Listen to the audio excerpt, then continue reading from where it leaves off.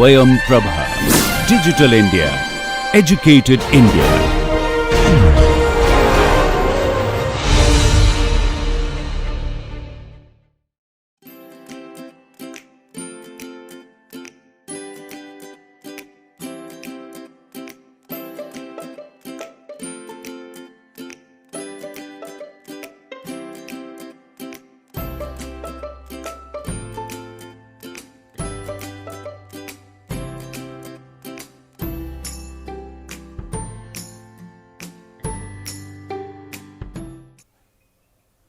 So, last class I have solved two example problems. One is for infinite beam, another is for the semi-infinite beam. Now, today I will discuss the other cases for semi-infinite beam, and before I start the semi-infinite beam part, because I am giving the expressions for few loading cases, those are very common. So, these expression I have already derived, and you should also remember these expressions, because these expressions are very common.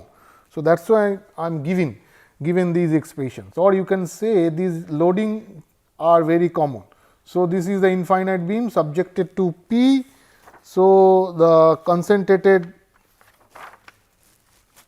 load P is acting for infinite beam. So, y is equal to, y is the deflection, P lambda by 2k into a lambda x, and theta or slope is equal to minus p lambda square by k into b lambda x, and bending moment is p by 4 lambda c lambda x, and shear force is minus p by 2 d lambda x. Now, for clockwise moment m, concentrated moment m, the expression of y is equal to m lambda square by k b lambda x, then theta is equal to m lambda cube by k c lambda x, then moment is equal to m divided by 2 d lambda x, and shear force is equal to minus m by 2 lambda a lambda x. So, these expressions I have already given. So, but I am writing all the expressions, all the important expressions under different loading conditions, those are very common. So, that is why I am writing all the expression in one particular place. So, that means here these expressions are valid, all these expressions are valid for x equal to greater than 0, that means for right side to the loading. Now, for uniformly distributed load or UDL, suppose these all are infinite beam. So, uniformly distributed load, so this is the UDL whose intensity is Q, one end is A, another end is B, and I want to determine the all these quantities at a point inside the UDL. So, then the expressions will be the deflection at point C is equal to Q by 2k 2 minus d lambda A minus d lambda B, and slope at point C will be q by 2k, q lambda by 2k A lambda A minus A lambda B. Similarly, MC is q by 4 lambda square, then B lambda A plus B lambda B, and the QC is equal to Q by 4 lambda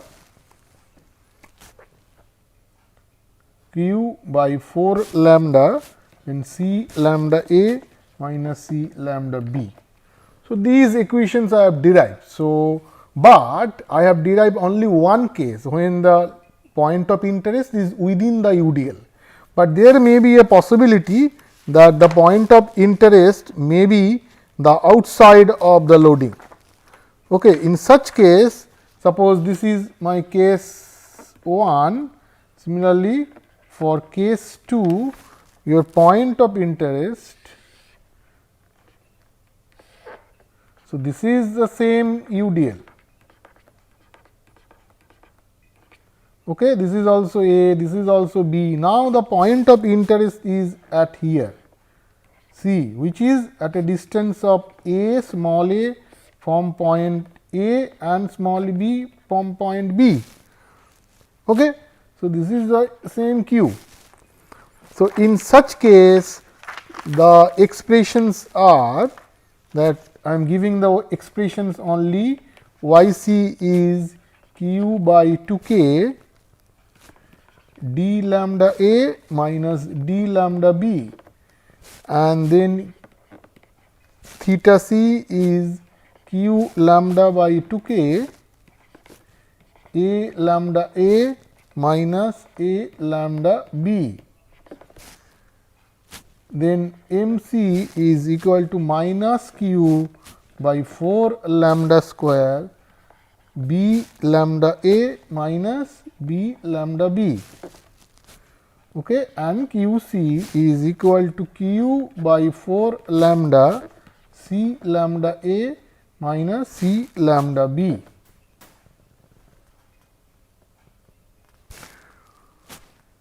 Okay, so this is the expression. Now, there is another case, case 3, when the point of interest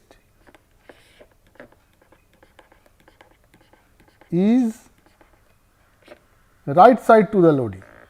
So, this is the C and this is B point, A point, C is at a distance of B and at a distance of A. So, this is Q.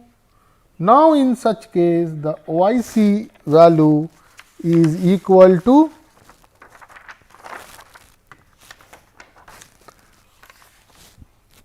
minus q by 2 k d lambda a minus d lambda b. Then theta c is equal to q lambda by 2 k a lambda a minus a lambda b.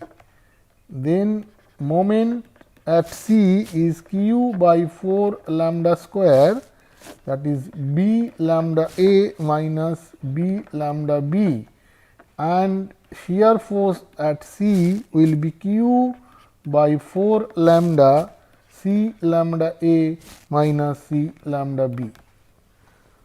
So, these are the expressions. So, why I am giving these expressions only? Because these are the common, very common loading conditions, the concentrated load, concentrated moment and the UDL.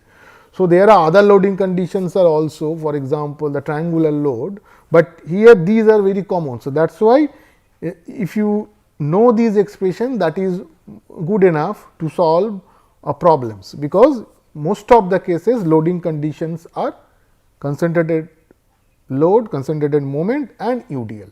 So, that is why I am giving the expressions for all these loading conditions, and you should remember these expressions, or you should know. So, these are the expression by which you can determine these values.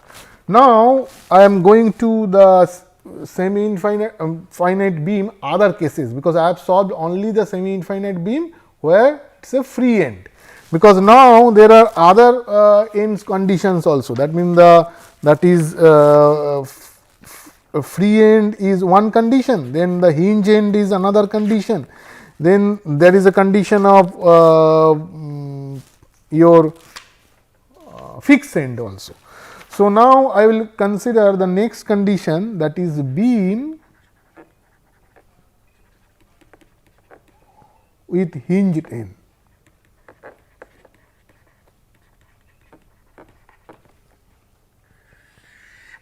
Okay, so, that means here this infinite beam, this end is hinged and then a concentrated load P is acting.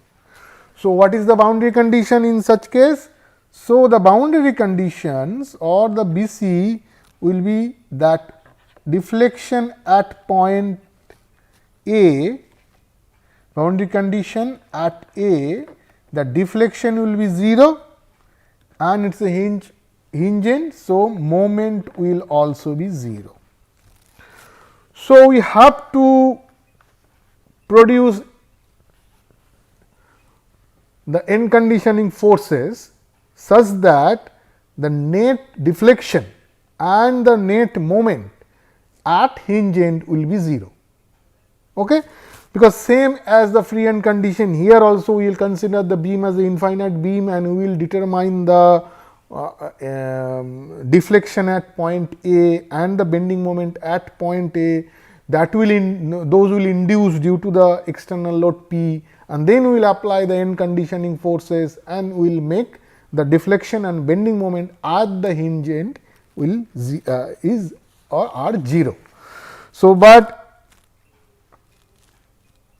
we know that the as I have already given this expression, the deflection at any point due to load P is P lambda by 2k into A lambda x, and due to moment the deflection will be equal to m 0 by k lambda square B lambda x.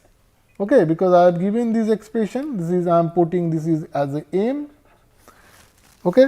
So, these expressions I have given. So, this is the deflection m lambda square by k B lambda x. So, m lambda square by k B lambda x.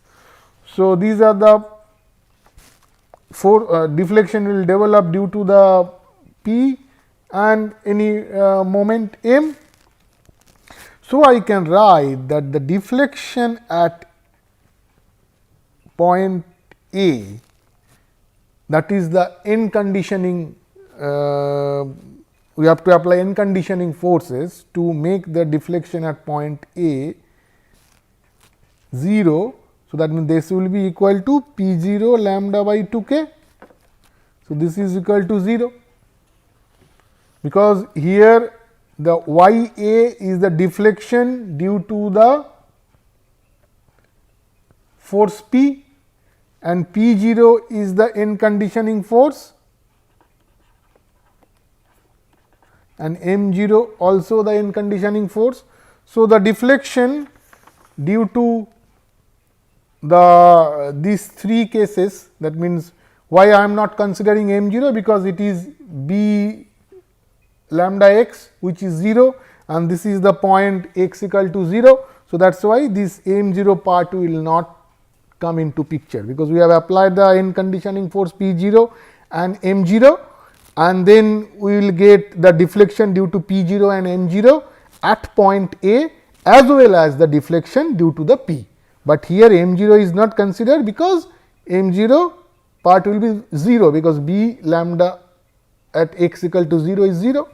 So, this is one condition. Similarly, now the moment is another condition. So, m A, then the bending moment due to this P 0 will be P 0 4 lambda plus m 0 by 2, that is also equal to 0.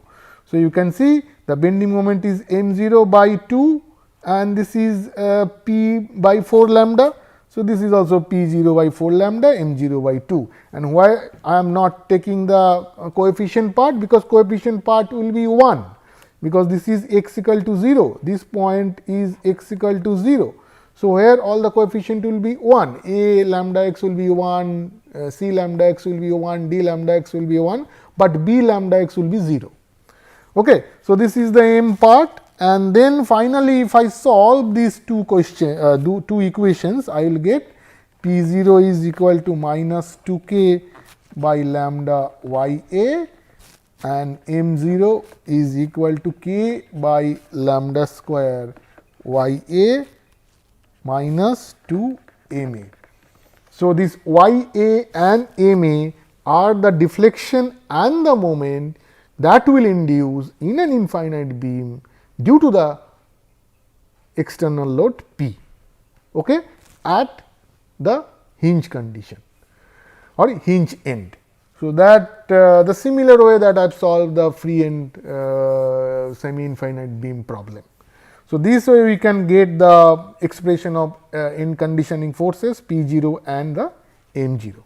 Similarly, if we have a beam with a semi infinite beam, I should write the semi infinite beam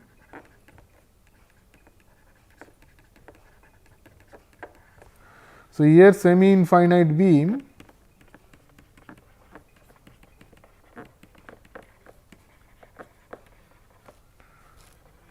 with fixed end.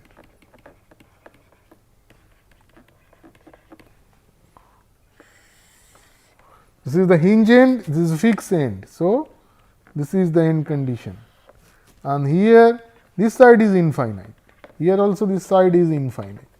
So, this P is acting, okay. This is the point A. So, what is the condition?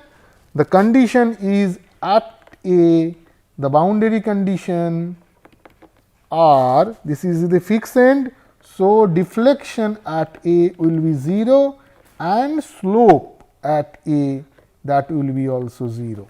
So, deflection will be at A will be 0 and the slope at A will be 0. Okay. So, the equation I will get the deflection due to the load P, then again there will be end conditioning forces P 0 and m 0, and again m 0 part will not come into picture, and then this will be the P 0 part, P 0 lambda by 2k, that is equal to 0, and theta A, then plus here P 0 contribution will not come, because this is theta is again b lambda x, and b lambda s at x equal to 0 is 0. So, this will not come, but theta contribution due to moment m 0 will come, and that is m lambda cube by k into c lambda x, which is 1 here at x equal to 0. So, that means I can write that this is m lambda or m 0 lambda cube by k, and that is equal to 0, because ultimately the net deflection and the slope will be 0. So, after solving these two equations, I will get P 0 is minus 2k y a divided by lambda, and m 0 will be minus k lambda cube by and theta a. And remember that depending upon whether the point or your end condition is left side to the moment or right side to the moment, or the concentrated load or the any loading condition, because I have discussed the 3 loading conditions, and during the derivations I have given only the concentrated load. It is not true that only concentrated load will act. No, there can be a UDL also, there can be a concentrated moment also. For any loading condition you can determine the deflections or the bending moment or shear force or the slope. But here I have derived for concentrated load, but that can be any loading condition, and the equation I have already given. So, that means at any loading conditions you can derive the equations of P 0 and m 0 for different boundary conditions by the same procedure that I have discussed for the concentrated load P. Similarly, you can do it for the concentrated moment, you can do it for the UDL, because I have now given the equation if the point is outside of the loading, maybe the UDL, maybe the right side or the left side. Okay. So, that is the equations. Now, another thing I want to mention here, when I have given the equations for the UDL, for this first case, if you put A equal to 0 and B equal to L, suppose this is the length of the UDL L. Now, at point A, if you want to determine all these quantities, then put A equal to 0 and B equal to L. At point B, your B will be equal to 0, A will be equal to L, because now your B point, B and C will be the same point. So, that your B will be equal to 0 and A will be equal to L. So, remember that. Now, if you put B equal to 0, A equal to L, you will get in these equations you will get the deflection, shear force, bending moment and slope at 2 edges of the loading. Okay. So, now and then I want to mention that these equations, whether it is moment or it is load, I mean concentrated load, or it is UDL, depending upon whether the point of interest or the end is right side to the loading or the left side to the loading, you have to use the proper sign. Clear? Because the equations, these are given for x equal to greater than 0, if it is a right side to the loading. If it is the left side to the loading, then you have to modify these equations as I have discussed. But in these UDL cases, all the 3 cases are given separately. So, you have to use the 3 cases depending upon its requirement or position, or the your position of the end, or based on your point of interest. So, whether it is left side to the loading or right side to the loading or within the UDL, whatever it is. Clear? So, now the next one that I will discuss. Okay, so now one more thing I want to explain, I want to discuss, that once you get P0 and M0, now you have to consider these 2 end conditioning forces and the external force or load or moment or UDL, then you can determine these slope, deflection, bending moment and the shear force at any point you want. Okay, that the way I have solved the example problem for free end semi infinite beam condition, the similar way you can do that. So, now next one is that beam with finite length. So,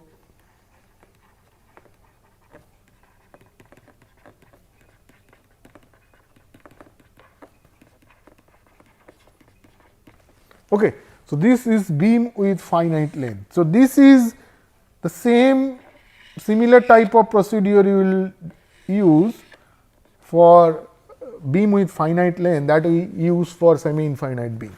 Suppose here also you have say UDL Q, or you can have the UDL Q, and you have A point and B point. So, these are free end. So, this is also free end. Okay. So, because of this UDL, there will be a moment will develop and the shear force will develop. Okay. Here also moment will develop and the shear force will develop, and the boundary condition for now both the boundaries are free end. So, that means we can write that the net moment at point A will be equal to 0 and the net shear force at point A and B, I should write, is equal to 0. Here also A and B, because both the boundaries are free end condition. Okay, so that means here, because of this external UDL, there will be moment and shear force will induce at point A and B if I consider the beam as a infinite beam, but actually this is a free end beam. Both it is a finite beam with free ends. So, we have to apply the end conditioning forces. So, we have to apply the end conditioning forces P0 A and M0 A, here also P0 B and M0 B, such that the net bending moment at both the ends are 0 and the net shear force at both the ends are also 0. Okay. So, similar way you have to solve these equations. So, now I have discussed already the semi infinite beam solution. So, here I am not discussing this in detail, this beam with finite length conditions, but the procedure is similar type the semi infinite beam, but only difference is in the semi infinite beam, that is only one end is finite, another end is infinite, but here both the ends are finite. Similar way, if you have the both end hinge condition, then you have to apply the same boundary condition. Hinge conditions means, if you have a hinge condition beam, that means the deflection at the hinge will be 0 and moment at the hinge will be 0, and then if it is a fixed end condition, then the deflection at the fixed end will be 0 and the slope at the fixed end will be 0. So, similar way you have to solve this beam with finite length conditions, okay? Because these conditions we will discuss when we will consider, we will model the pile as finite length beam, and then this concept we will use. So, that time I will discuss that using this concept how I will get the expression for lateral loaded pile to determine the deflection. But now, these beam, whether it is the semi infinite beam or the finite length beam or infinite beam. So, these problems can be solved in general way by numerical tool. So, I will discuss also that this beam with finite length, how you can solve this problem by using finite difference technique. So, next part is that beam with 2 parameter model. So, that means here beam on 2 parameter soil medium. That means, in previous cases beam were resting on the springs only, and as I have discussed that here there will be a connectivity between the springs as the beam is resting on the spring, but again the deflection you will get within the beam region only. So, deflections are confined within the beam region only. So, we will not get any deformation outside the beam region, but actually if I model a foundation as a beam. So, that means there will be a deformation beyond the foundation also in the soil. So, to get that deformation we have to place or you have to model the soil as 2 parameter model, and then over that 2 parameter model we have to place the beam. So, that means here we have a 2 parameter medium. So, this is the 2 parameter soil, this is shear layer,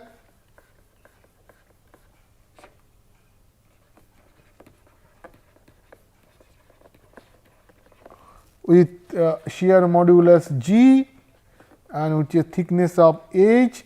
Then this soil is replaced as spring,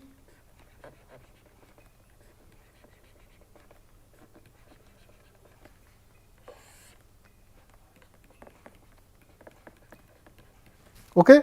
Now, over this 2 parameter model, the beam is resting, and over the beam there is the UDL say Q. Now, this beam can be infinite beam, this can be finite beam, this can be semi infinite beam. Okay. So, this is the problem. So, in the next class I will discuss or I will give you the expressions of this beam on 2 parameter soil medium, and then I will discuss that how these problems can be solved by using finite difference technique. Thank you.